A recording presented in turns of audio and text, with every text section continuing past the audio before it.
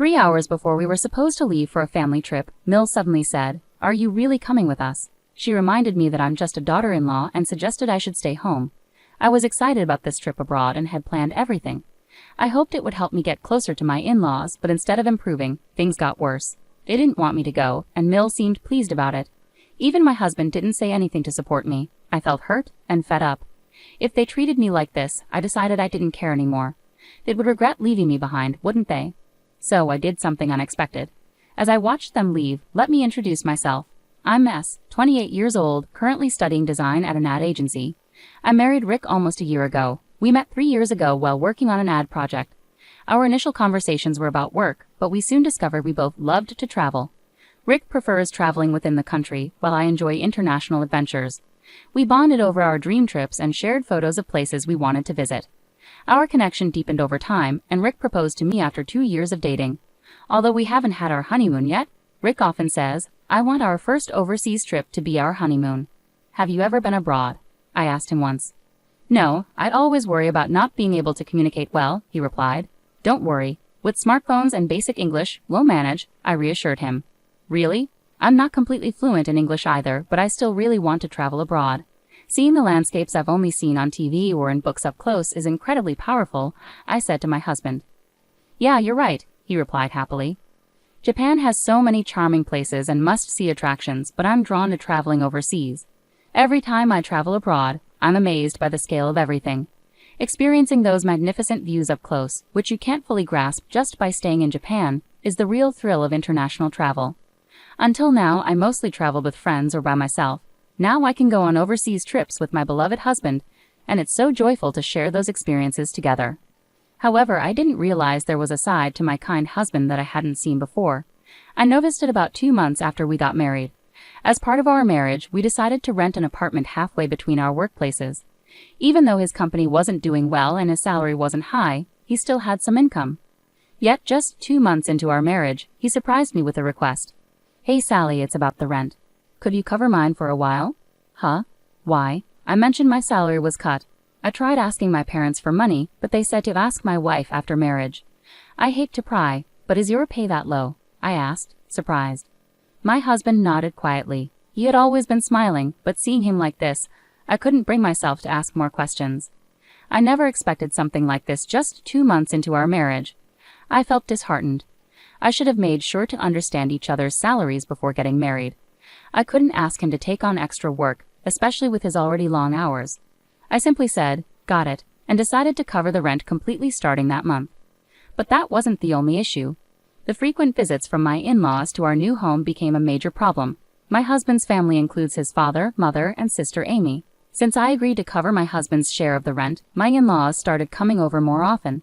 They would arrive unannounced, have dinner, and sometimes even stay overnight without warning.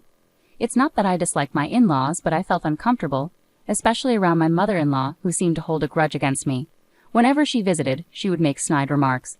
"Hey Sally, just because you're busy doesn't mean you can neglect your chores, right?" "Huh? I'm doing the best I can with the chores," I replied.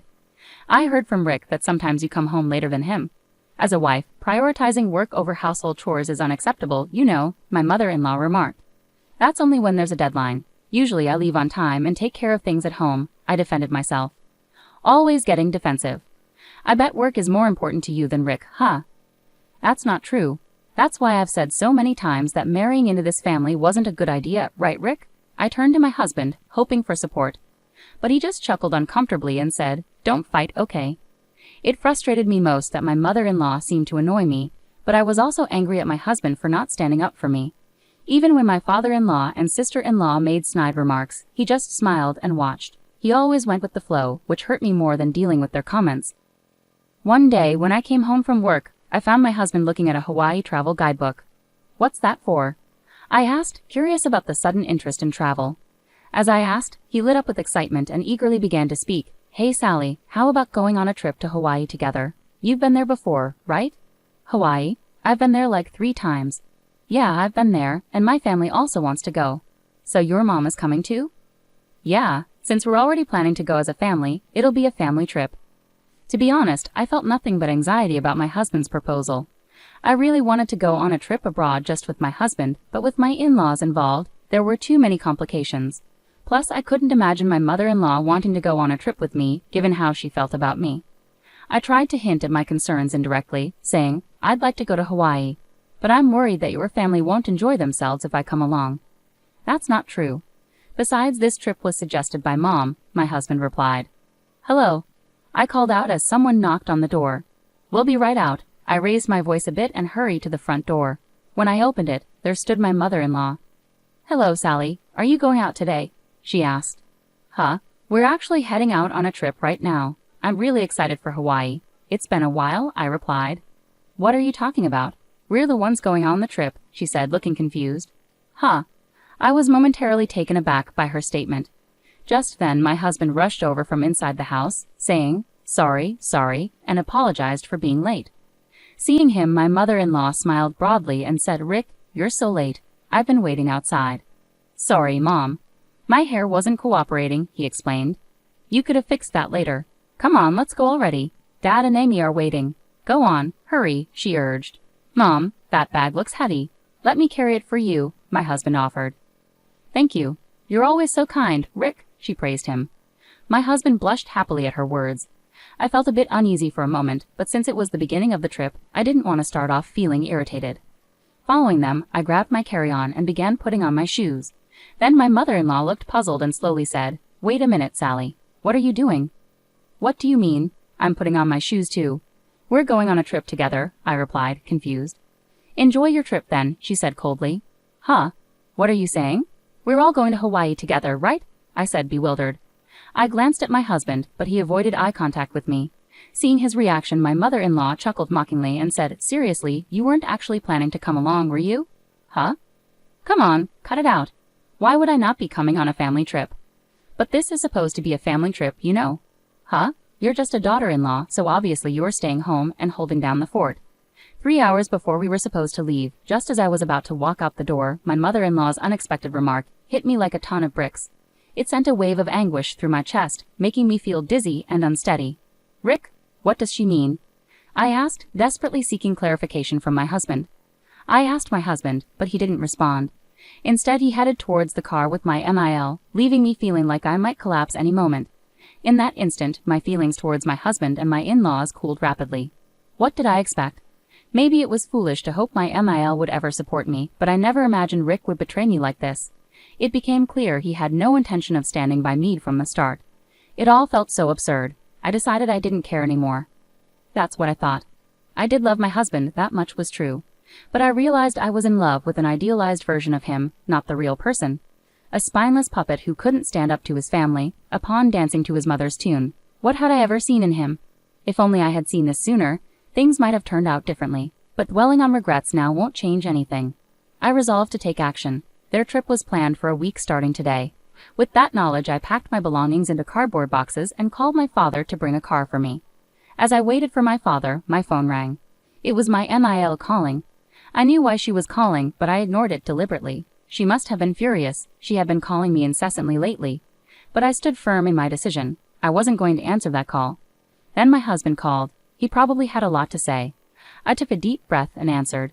Hello. Sally, you picked up. It's you? My husband sounded flustered, his voice trembling slightly. I could imagine how panicked he must be, and I couldn't help but laugh. What's wrong? Your mom kept calling me nonstop too. It's a disaster. We arrived in Hawaii fine, but I don't know where to go from here.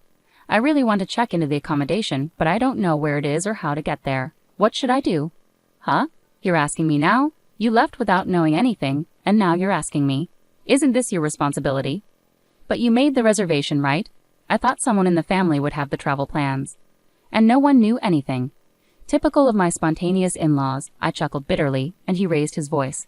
Just tell me the travel schedule already. No apologies, just irresponsible words from my husband. I knew it, but this guy is just his mother's son through and through. I muttered to myself, frustrated. I demanded to know the travel schedule from him firmly. Are you kidding me? I'm feeling seriously uncomfortable because of you guys, so why do you think only you should have fun? He protested. There's no way I'm telling you. Figure it out yourselves and manage on the spot, I retorted sharply. Do what? That's too heartless, isn't it? I'll buy souvenirs, so, he tried to reason. Souvenirs? I don't need them. Don't make a fool of me. I trusted you and put up with your family, but I've had enough. How could you? I couldn't hold back my disappointment. This incident made me realize that he's just as disappointing as his mother. I was used only for making travel plans and left out of the much-anticipated Hawaii trip. I couldn't forgive his family for this betrayal. Let them struggle in that unfamiliar place all they want. Wait, hey Sally. My husband's attempts to call my name fell on deaf ears as I firmly ended the call. After waiting for my father and leaving, I headed straight to my parents' house. Meanwhile, it turned out my husband and his family had a rough time in Hawaii without me. Despite arriving, they were in a panic because they didn't know where their original booking was. They ended up staying at a random luxury resort, paying $5,000 per night for 4 people, maxing out their credit cards in the process, which were declined. Eventually, they spent the last 3 days camping in Hawaii. With my husband's modest salary, there was no way he could pay off the maxed-out card. Ultimately, I decided to file for a divorce, citing his financial irresponsibility. While I await my husband's agreement, I'm determined not to give up. I've already consulted a lawyer, so the divorce process is underway. This incident caused a rift in my husband's family. He blames his mother, and she blames him, leading to estrangement. As for me, I'll be staying with my parents until I find a new place. Initially worried, my parents now admire my resilience. I won't deny that I'm hurting, but dwelling on such a toxic family is pointless. This experience has taught me to better judge people in the future. That's my focus moving forward.